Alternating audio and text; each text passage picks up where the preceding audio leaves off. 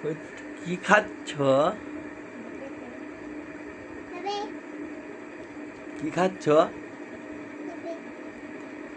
পুচকু তুমি কি খাচ্ছ বাবা?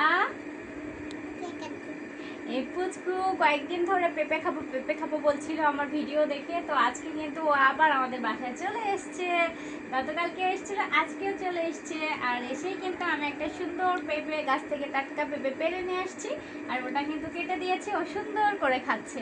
এখন কিন্তু অনেক বেশি ভালো লাগছে। তুমি কেমন মজা করে পেঁপে খাচ্ছো? ইয়া, কেমন মজা বলো, পেঁপে খেতে কেমন? ওই যে দেখেন, ওর খাওয়া দেখে কিন্তু বোঝা যাচ্ছে কেমন মজা।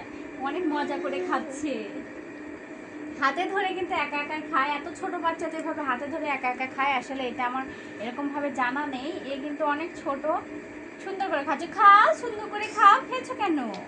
হ্যাঁ, এখন খাও।